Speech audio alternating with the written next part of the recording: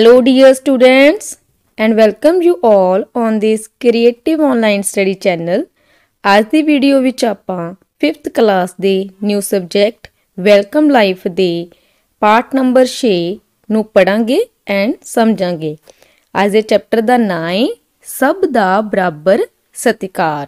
जिमें कि इहदे नाम तो ही आपां नूं समझ आ रहा है कि इस जिहड़ा चैप्टर है उस विच इक्वैलिटी की गल की गई है, समानता की गल की गई है, सत्कार की गल की गई है कि हर एक मनुख की है समान है। सानूं सारियां दा ही सत्कार करना चाहिए है। अपने तो वड्डियां दा सत्कार ते छोटियां नूं हमेशा प्यार करना चाहिए है। किसी दे काम नूं देख के सानूं उस नाल नफरत नहीं करनी चाहिए कि ये काम छोटा है बड़ा है। कोई भी काम छोटा जां बड़ा नहीं हुंदा।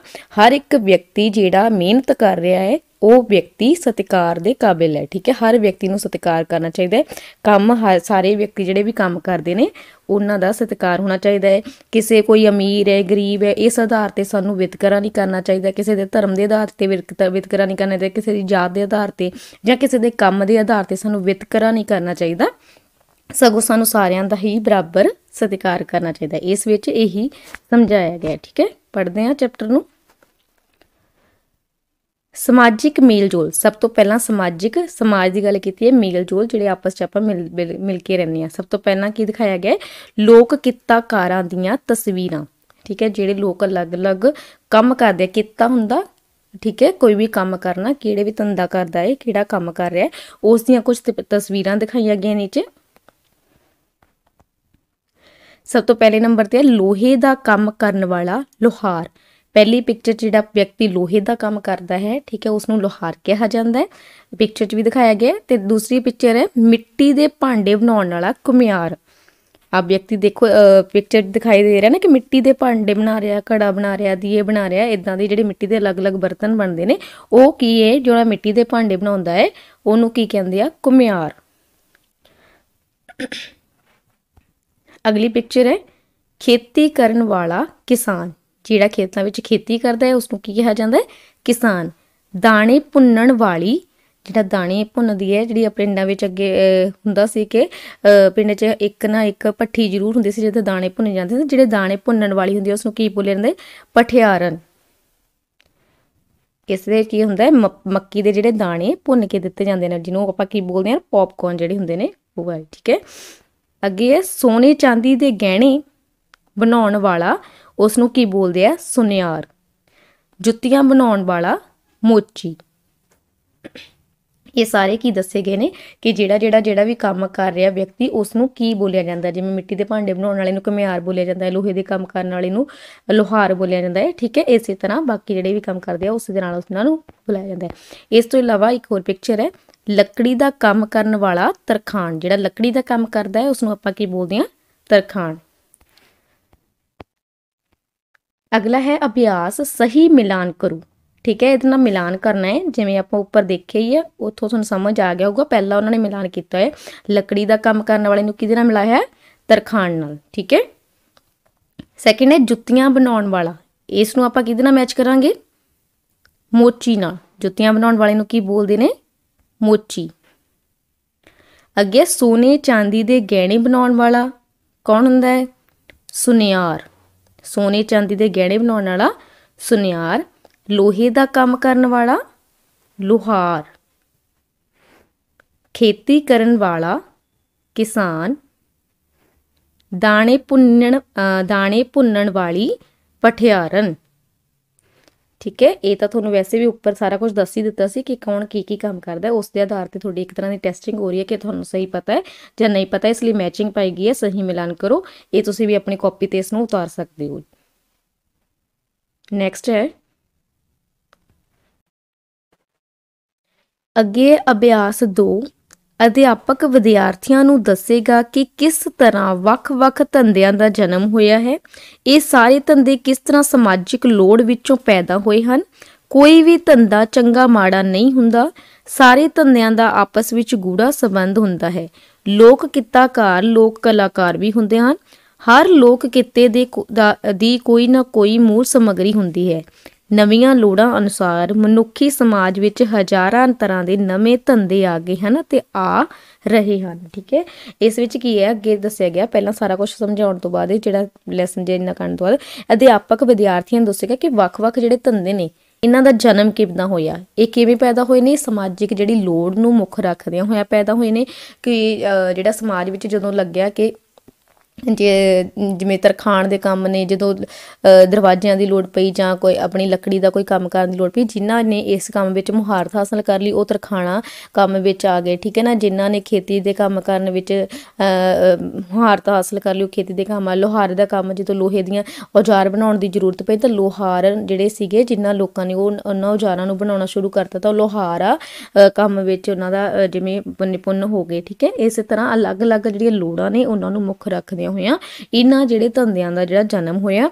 ਇਸ ਤੋਂ ਇਲਾਵਾ ਜਿਹੜਾ ਕੋਈ ਵੀ ਧੰਦਾ, ਠੀਕ ਹੈ, ਕੋਈ ਵੀ ਧੰਦਾ ਕੀ ਹੈ ਚੰਗਾ ਮਾੜਾ ਨਹੀਂ ਹੁੰਦਾ। ਇਹ ਨਹੀਂ ਹੈ ਕਿ ਜਿਹੜਾ ਦਾਣੇ ਭੁੰਨਣ ਵਾਲੀ ਹੋ ਗਿਆ, ਖੇਤੀ ਕਰਨ ਵਾਲਾ ਹੋਵੇ, ਇਹਨਾਂ ਦੋਨਾਂ ਵਿੱਚ ਆਪਾਂ ਕਹੀਏ ਕਿ ਕੌਣ ਚੰਗਾ ਕੌਣ ਮਾੜਾ ਇਹ ਦੱਸ ਹੀ ਨਹੀਂ ਸਕਦੇ। ਠੀਕ ਹੈ, ਕਿਉਂਕਿ ਖੇਤੀ ਕਰਨ ਵਾਲਾ ਜਿਹੜਾ ਕਿਸਾਨ ਹੈ, ਜੇਕਰ ਉਹ ਖੇਤੀ ਨਹੀਂ ਕਰੇਗਾ ਤਾਂ ਆਪਾਂ ਨੂੰ ਖਾਣ ਨੂੰ ਖਾਣਾ ਨਹੀਂ ਮਿਲੇਗਾ। ਲੱਕੜੀ ਦਾ ਜਿਹੜਾ ਕੰਮ ਕਰਨ ਵਾਲਾ, ਜਿੰਨਾ ਵੀ ਕੰਮ ਆਪਣੇ ਘਰਾਂ ਵਿੱਚ ਦੇਖਿਆ ਹੈ ਕਿ ਕਿੰਨਾ ਫਰਨੀਚਰ ਹੁੰਦਾ ਵਾ, ਆਪਣੇ ਡੋਰਸ ਹੁੰਦੇ ਨੇ, ਵਿੰਡੋਜ਼ ਹੁੰਦੀਆਂ ਨੇ, ਕਾਹਦੀ ਬਣਦੀਆਂ ਨੇ, ਲੱਕੜੀ ਦੀਆਂ ਬਣਦੀਆਂ ਨੇ। ਜੇਕਰ ਲੱਕੜੀ ਦੇ ਕੰਮ ਕਰਨ ਵਾਲਾ ਵਿਅਕਤੀ ਨਹੀਂ ਹੋਏਗਾ ਤਾਂ ਆਪਣੇ ਘਰ ਸੋਹਣਾ ਲੱਗੇਗਾ? ਨੋ।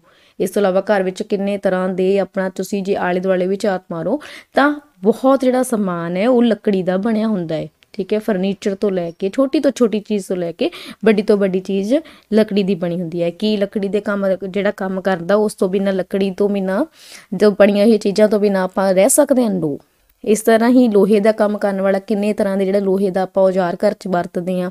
ਲੋਹੇ ਦੀਆਂ ਕਿੰਨੀਆਂ ਚੀਜ਼ਾਂ ਨੇ ਜਿਹੜੀਆਂ ਕਿੰਨੀਆਂ ਛੋਟੀ ਤੋਂ ਛੋਟੀ ਤੇ ਵੱਡੀ ਤੋਂ ਵੱਡੀ ਚੀਜ਼ ਜਿਹੜੀ ਲੋਹੇ ਦੀ ਬਣੀ ਹੁੰਦੀ ਹੈ। ਠੀਕ ਹੈ ਨਾ, ਤਾਂ ਉਹਨਾਂ ਤੋਂ ਬਿਨਾਂ ਵੀ ਆਪਣਾ ਗੁਜ਼ਾਰਾ ਨਹੀਂ। ਖੇਤੀ ਕਰਨ ਵਾਲੇ ਕਿਸਾਨ ਜੇਕਰ ਫਸਲ ਨਹੀਂ ਬੀਜੇਗਾ ਆਪਾਂ ਖਾ ਨਹੀਂ ਪਾਵਾਂਗੇ। ਠੀਕ ਹੈ, ਜੁੱਤੀਆਂ ਬਣਾਉਣ ਵਾਲਾ ਜੇਕਰ ਜੁੱਤੀਆਂ ਨਹੀਂ ਬਣਾਵੇਗਾ ਤਾਂ ਆਪਾਂ ਪੈਰਾਂ 'ਚ ਕੀ ਪਾਵਾਂਗੇ? ਠੀਕ ਹੈ ਨਾ, ਇਸ ਲਈ ਕੋਈ ਵੀ ਜਿਹੜਾ ਕੰਮ ਹੈ ਛੋਟਾ ਵੱਡਾ ਨਹੀਂ ਹੁੰਦਾ। ਸਾਰੇ ਹੀ ਜਿਹੜੇ ਕੰਮ ਨੇ ਉਹ ਕੀ ਨੇ, ਉਹ ਬਰਾਬਰ ਨੇ। ਸਾਰੇ ਹੀ ਕੰਮ ਆਪਣੀ ਅਲੱਗ ਜਿਹੜੀ ਹੈ, ਸਾਰੇ ਹੀ ਕੰਮਾਂ ਦੀ ਆਪਣੀ ਇੰਪੋਰਟੈਂਸ ਹੈ। ਔਰ ਇਹ ਜਿਹੜੇ ਕੰਮ ਜਿਹੜੇ ਨੇ ਹੋਂਦ ਵਿੱਚ ਹੀ ਤਾਂ ਆਏ ਨੇ, ਇਹਨਾਂ ਦੀ ਅਲੱਗ-ਅਲੱਗ ਮਹੱਤਤਾ ਨੂੰ ਦੇਖਦੇ ਹੋਏ ਹੀ ਇਹਨਾਂ ਕੰਮਾਂ ਦਾ ਜਿਹੜਾ ਇਹਨਾਂ ਦਾ ਜਨਮ ਹੋਇਆ, ਤਾਂ ਹੀ ਉਹ ਹੀ ਜਿਹੜੇ ਉੱਥੋਂ ਦੇ ਲੋਕਾਂ ਨੇ ਇਹਨਾਂ ਕੰਮਾਂ ਨੂੰ ਅਪਣਾਇਆ। ਠੀਕ ਹੈ, ਇਸ ਲਈ ਕੋਈ ਵੀ ਜਿਹੜਾ ਧੰਦਾ ਹੈ ਉਸ ਨੂੰ ਛੋਟਾ ਮਾੜਾ ਨਹੀਂ ਹੁੰਦਾ। ਜੇਕਰ ਤੁਸੀਂ ਉਹਨਾਂ ਚੀਜ਼ਾਂ ਬਿਨਾਂ ਰਹਿ ਸਕਦੇ ਹੋ ਫਿਰ ਤੁਸੀਂ ਕਹਿ ਸਕਦੇ ਹੋ। ਜੇਕਰ ਤੁਸੀਂ ਕਹਿੰਦੇ ਹੋ ਕਿ ਜੁੱਤੀਆਂ ਬਣਾਉਣ ਵਾਲਾ ਤੁਹਾਨੂੰ ਨਹੀਂ ਚੰਗਾ ਲੱਗਦਾ, ਇਹ ਕੰਮ ਵਧੀਆ ਨਹੀਂ ਗਾ, ਤੁਸੀਂ ਜੁੱਤੀ ਪਾਏ ਬਿਨਾਂ ਰਹਿ ਪਓਗੇ? ਨੋ। ਠੀਕ ਹੈ, ਜੇਕਰ ਕੋਈ ਤਰਖਾਣ ਵਾਲਾ ਕੰਮ ਹੈ ਇਹ ਵਧੀਆ ਨਹੀਂ ਹੈਗਾ। ਘਰ 'ਚ ਕੋਈ ਵੀ ਕੰਮ ਹੈ ਜਿਹੜਾ ਲੱਕੜੀ ਦਾ ਕੰਮ, ਜੇ ਲੱਕੜੀ ਦਾ ਜਿਹੜਾ ਕੰਮ ਹੋਇਆ ਹੈ ਉਹ ਤੁਸੀਂ ਕਰਵਾਏ ਬਿਨਾਂ ਰਹਿ ਸਕਦੇ ਹੋ? ਨੋ। ਠੀਕ ਹੈ, ਤਾਂ ਸਾਰੇ ਹੀ ਕੰਮ, ਇਸ ਤੋਂ ਇਲਾਵਾ ਜਿਹੜੇ ਕੀ ਹੈ ਸਾਰੇ ਹੀ ਧੰਦਿਆਂ ਦਾ ਆਪਸ ਵਿੱਚ ਗੂੜਾ ਸੰਬੰਧ ਹੈ। ਠੀਕ ਹੈ, ਅਸੀਂ ਕੁਝ ਕੰਮ ਅਸੀਂ ਕਰਦੇ ਹਾਂ, ਕੁਝ ਲੋਕ ਸਮਾਜ ਵਿੱਚ ਦੂਜੇ ਲੋਕ ਕਰਦੇ ਨੇ। ਦੇਖੋ, ਕੁਝ ਲੋਕ ਲੱਕੜੀ ਬਣਾਉਂਦੇ ਨੇ, ਠੀਕ ਹੈ, ਲੱਕੜੀਆਂ ਦਾ ਕੰਮ ਕਰਦੇ ਨੇ, ਜਿਵੇਂ ਤਰਖਾਣਾ ਕੰਮ ਕਰਦੇ ਨੇ, ਕੁਝ ਲੋਹਾਰ ਦਾ ਕੰਮ ਕਰਦੇ, ਕੁਝ ਖੇਤੀ ਦਾ ਕੰਮ ਕਰਦੇ। ਇਹ ਜਿਹੜੇ ਧੰਦੇ ਨੇ ਆਪਸ ਵਿੱਚ ਇਹਨਾਂ ਦਾ ਗੂੜਾ ਸੰਬੰਧ ਹੈ, ਕਿਉਂਕਿ ਇੱਕ ਵਿਅਕਤੀ ਸਾਰੇ ਕੰਮਾਂ ਵਿੱਚ ਨਿਪੁੰਨ ਨਹੀਂ ਹੋ ਸਕਦਾ। ਠੀਕ ਹੈ, ਜੇਕਰ ਅਸੀਂ ਜੇਕਰ ਘਰ ਬਣਾਉਣਾ ਤਾਂ ਸਾਨੂੰ ਮਿਸਤਰੀ ਦੀ ਲੋੜ ਪਏਗੀ, ਸਾਨੂੰ ਦਰਵਾਜ਼ੇ ਬਣਾਉਣ ਲਈ ਤਰਖਾਣ ਦੀ ਲੋੜ ਪਵੇਗੀ। ਠੀਕ ਹੈ, ਅਸੀਂ ਜੇਕਰ ਖਾਣਾ ਖਾਣਾ ਹੈ ਤਾਂ ਸਾਨੂੰ ਖੇਤੀ ਜਿਹੜੀ ਕਿਸਾਨ ਦੀ ਕੀਤੀ ਹੋਏਗੀ, ਜਿਹੜੇ ਉਹਨਾਂ ਦਾ ਫਸਲ ਬੀਜੀ ਹੋਗੀ ਉੱਥੋਂ ਸਾਨੂੰ ਖਾਣਾ ਮਿਲੇਗਾ। ਠੀਕ ਹੈ ਨਾ, ਇਸੇ ਤਰ੍ਹਾਂ ਹੀ ਅਸੀਂ ਜੇਕਰ ਇਸੇ ਤਰ੍ਹਾਂ ਸਾਨੂੰ ਹਰ ਇੱਕ ਕੰਮ ਲਈ ਦੂਜਿਆਂ 'ਤੇ ਡਿਪੈਂਡ ਰਹਿਣਾ ਪੈਂਦਾ ਹੈ ਅਤੇ ਸਾਰੇ ਹੀ ਧੰਦੇ ਕੀ ਹੈ ਆਪਸ ਵਿੱਚ ਜੁੜੇ ਹੋਏ ਨੇ। ਠੀਕ ਹੈ, ਸੰਬੰਧ ਹੈ ਇਹਨਾਂ ਦਾ।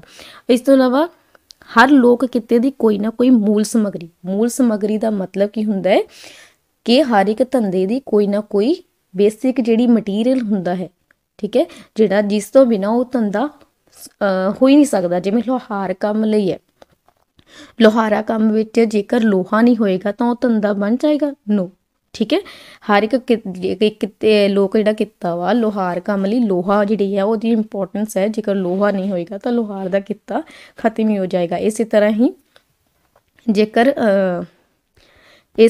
ਜੇਕਰ ਸੋਨੇ ਚਾਂਦੀ ਦੇ ਗਹਿਣੇ ਬਣਾਉਣ ਵਾਲਾ, ਜਿਵੇਂ ਸੁਨਿਆਰ ਹੁੰਦਾ ਹੈ, ਜੇਕਰ ਸੋਨਾ ਚਾਂਦੀ ਇਹਦਾ ਜਿਹੜਾ ਬੇਸਿਕ ਹੈ, ਜਿਹੜਾ ਕਿ ਇਹਦਾ ਮੂਲ ਸਮੱਗਰੀ ਹੈ ਉਹ ਕੀ ਹੈ, ਜਿਹੜਾ ਰॉ ਮਟੀਰੀਅਲ ਹੈ ਉਹ ਹੈ ਸੋਨਾ ਚਾਂਦੀ। ਠੀਕ ਹੈ, ਇਸੇ ਤਰ੍ਹਾਂ ਹੀ ਦਾਣੇ ਭੁੰਨਣ ਵਾਲੇ ਨੇ ਮੱਕੀ ਦੇ ਦਾਣੇ ਨਹੀਂ ਹੋਣਗੇ ਤਾਂ ਉਹ ਕਿਸ ਨੂੰ ਭੁੰਨੇਗੀ? ਤਾਂ ਇਹ ਸਾਰੀਆਂ ਕੀ ਹੈ ਮੂਲ ਸਮੱਗਰੀ ਹੈ ਇਹਨਾਂ ਦੀ। ਠੀਕ ਹੈ, ਇਸ ਤੋਂ ਬਾਅਦ ਅੱਗੇ ਹੈ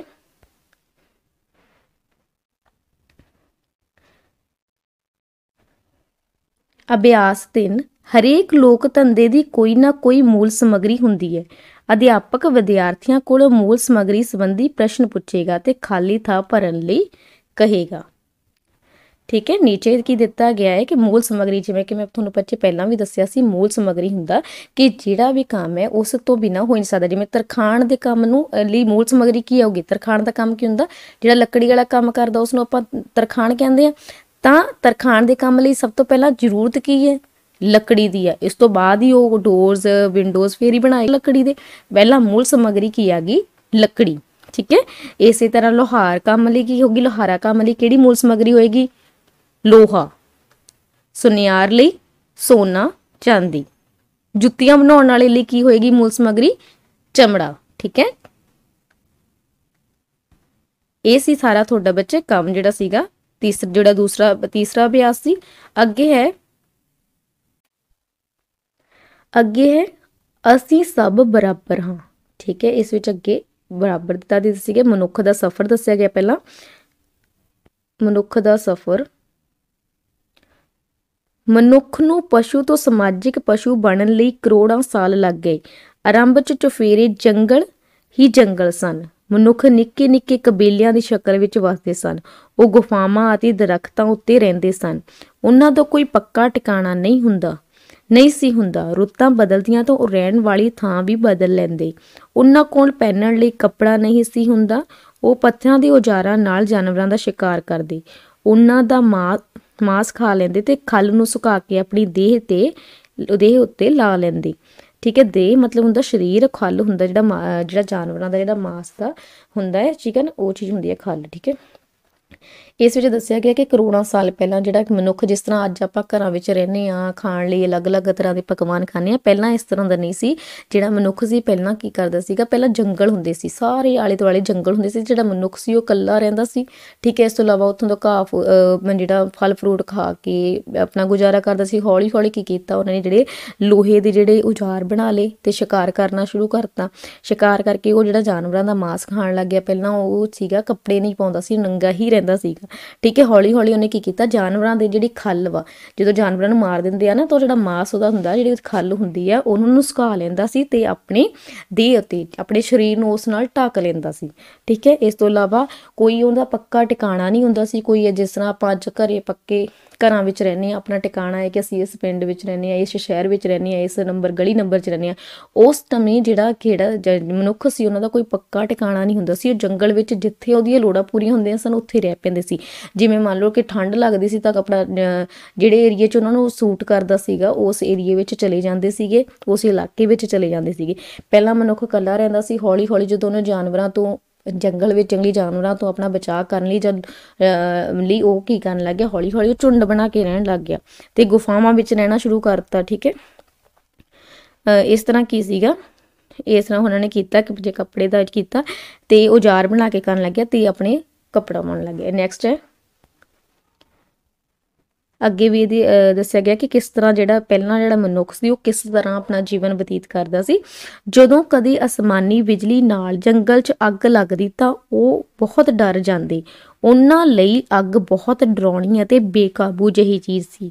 ਇੱਕ ਦਿਨ ਪੱਥਰ ਦੇ ਔਜ਼ਾਰ ਬਣਾਉਂਦਿਆਂ ਪੱਥਰ ਦੀ ਰਗੜ ਨਾਲ ਅਚਾਨਕ ਅੱਗ ਦੀ ਚਿੰਗਾਰੀ ਨਿਕਲੀ।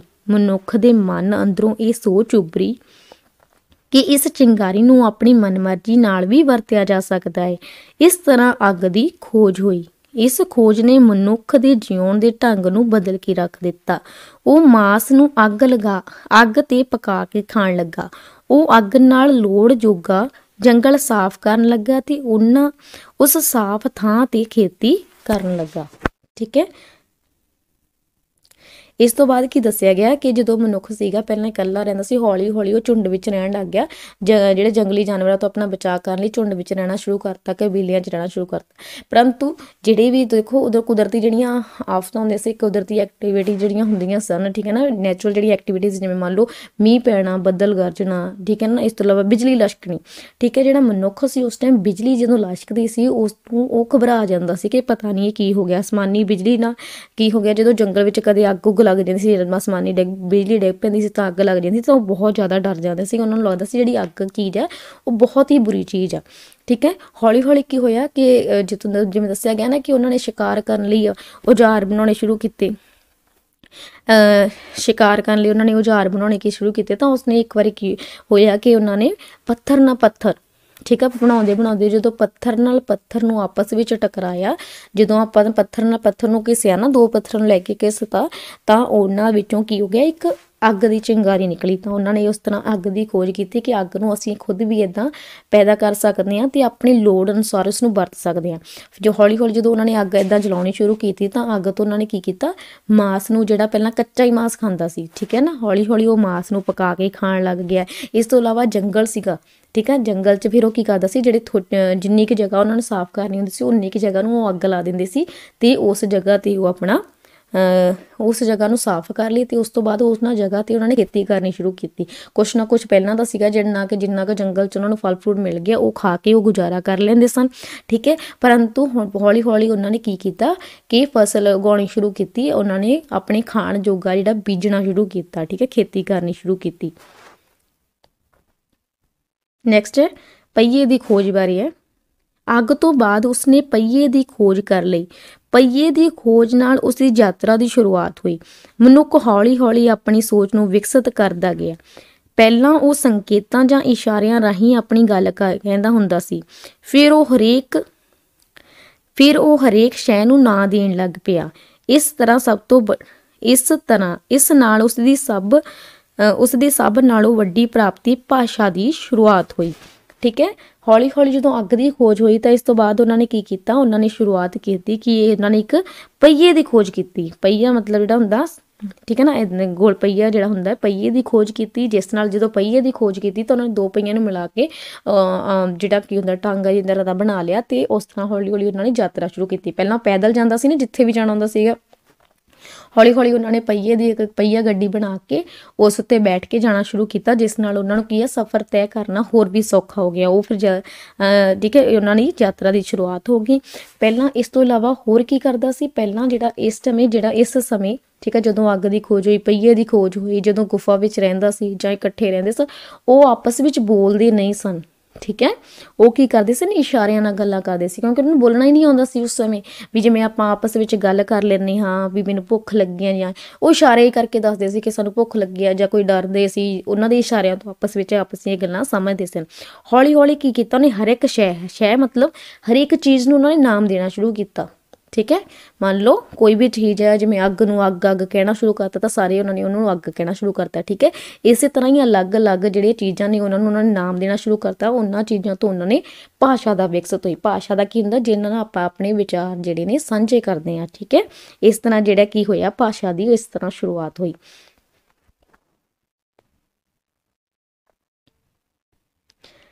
नैक्सट है पहल मनुख लई तकड़ा होना बहुत जरूरी हुंदा सी। फिर उसदे मन अंदर सोहना दिखण दी ख्वाहिश पैदा हुई।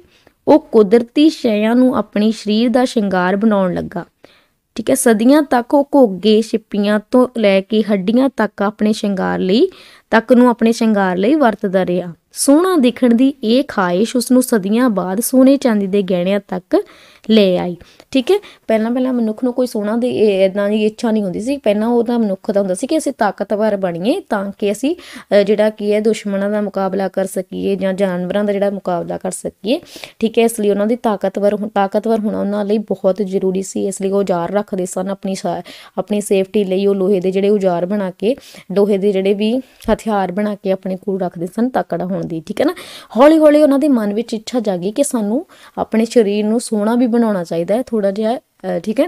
जो क्योंकि इकट्ठे रहण लगे तो एक दूजे की तारीफ करनगे, ठीक है ना। इसलिए उन्होंने की करना वरतिया, उस समय गहणे नहीं हुंदे सन।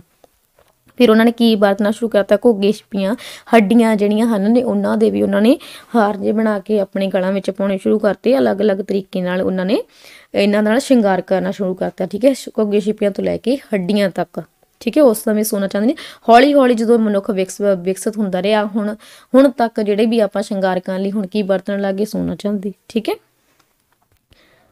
ਅੱਗੇ ਹੈ ਜੰਗਲ ਤੋਂ ਸਮਾਜ ਤੱਕ ਆਉਂਦਿਆਂ ਮਨੁੱਖ ਨੇ ਬੜਾ ਕੁਝ ਸਿਰਜਿਆ ਹੁੰਦਾ ਬਹੁਤ ਹੀ ਕੁਝ ਬਣਾਇਆ, ਠੀਕ ਹੈ, ਸਮਾਜ ਤੱਕ ਆਉਂਦੇ।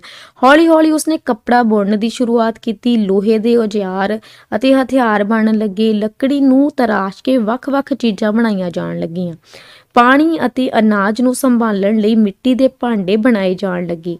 ਸਦੀਆਂ ਤੋਂ ਮਨੁੱਖ ਨੰਗੇ ਪੈਰਾਂ ਨਾਲ ਸਫ਼ਰ ਕਰਦਾ ਰਿਹਾ।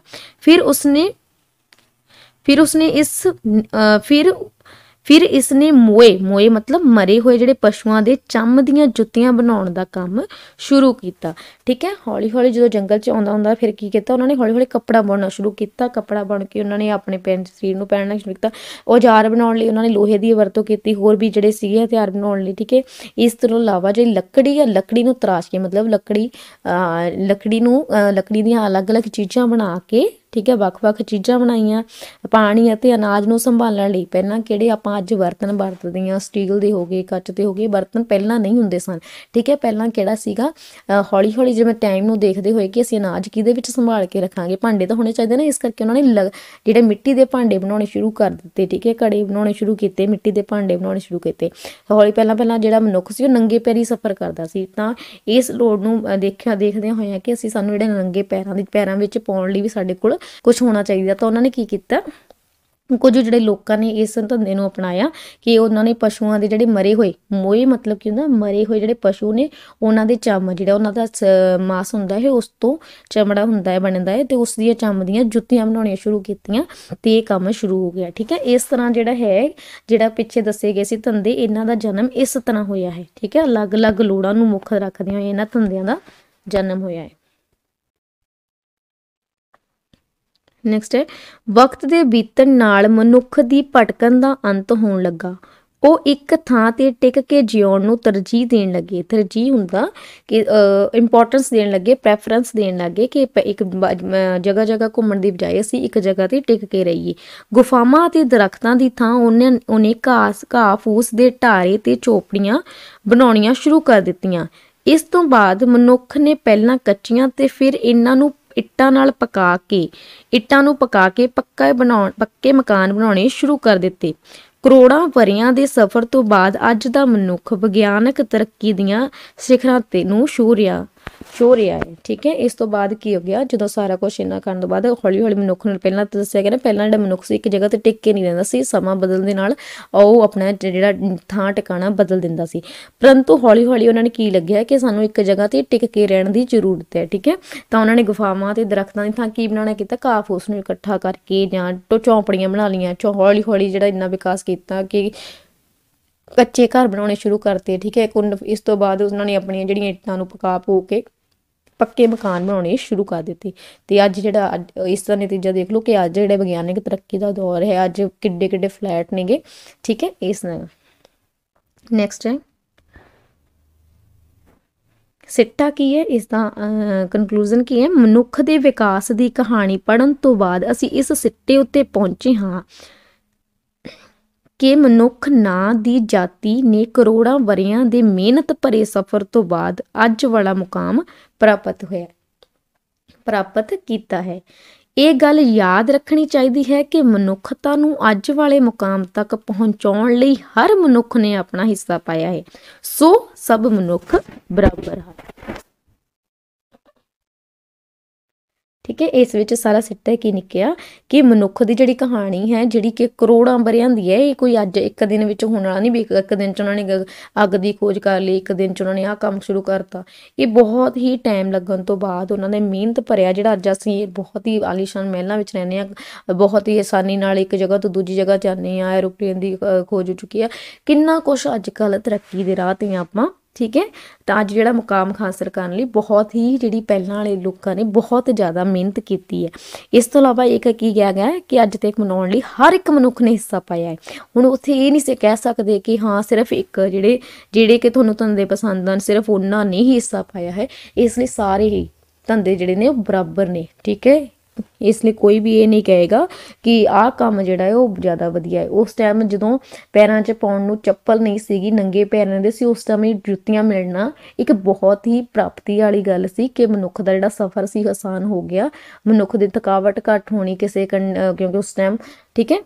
ਇਸ ਤਰ੍ਹਾਂ ਹੀ ਜਦੋਂ ਕਿਸੇ ਹਥਿਆਰ ਦਾ लोहे का हथियार की उस समय वैल्यू बहुत ज़्यादा सी, जदों उसनों जिहड़ा जंगली जानवरों तो अपने बचा लई उन्हां हथियारां दी लोड़ पैंदी सी। ठीक है ना, जे अगर क्योंकि जंगली जानवरों का मुकाबला वो हत्थां नाल नहीं कर सकते, और जो हथियारां नाल उन्हां दा मुकाबला ज़्यादा वधिया तरीके नाल कर सकते, उस टाइम उन्हां हथियारां दी बहुत ज़्यादा वैल्यू सी। ठीक है ना, इस तरह ही अलग अलग जिन्ने भी किते ने उस टाइम दे बहुत ही महत्वपूर्ण किते ने, हर एक किते दा अपना एक योगदान रहा है। तो इस करके आप ये नहीं कह सकते सारे भी आ किता बैटर है आ किता नहीं है, तो इसलिए कह सकते हैं कि सारे जिहड़े किते ने वो बराबर ने, सारे कित्तियां दा सानूं सत्कार करना चाहिए है, और सब मनुख बराबर ने।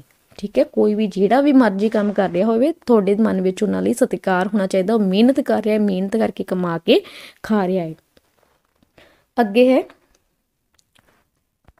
अभ्यास 1, आरंभ दा मनुख डैश विच रहिंदा सी। जिहड़ा आरंभ दा मनुख है वो कित्थे रहिंदा सी, आरंभ मतलब पहला जिहड़ा मनुख सी वो कित्थे रहिंदा सी, तां आंसर है गुफा विच। ठीक है, 2 ऑप्शन दिते गए, उन्हां चों एक पिक करना। आंसर है गुफा विच, आरंभ दा मनुख गुफा विच रहिंदा सी। दूजा प्रश्न है आरंभ दा मनुख डैश पहनदा सी। तां आरंभ दा जिहड़ा आरंभ मतलब पहलां दा मनुख की पहनदा सी, खल। पहलां कपड़े का विकास नहीं होया सी, खल पहनदा सी जिहड़ी जानवरां दी हुंदी सी। खाली स्थान भरो है अगे। तीजा क्वेश्चन डैश दी खोज तो बाद मनुख नूं मांस नूं पका के खाण लगा। किस दी खोज तो बाद मांस पका के खाण लगा, अग नाल कि पानी नाल पकदा, तां पक्केगी कोई भी चीज़ किच पकदी ना पकदी अग नाल, तां जिहड़ी अग दी खोज तो बाद जिहड़ा मांस है पका के खाण लग गया सी। प्रश्न नंबर 4 है मनुख घोगे छिपियां तो लैके हड्डियां तक नूं अपने शिंगार लई वरतदा रहा सी। ये ठीक है जां गलत, तां आंसर है ठीक।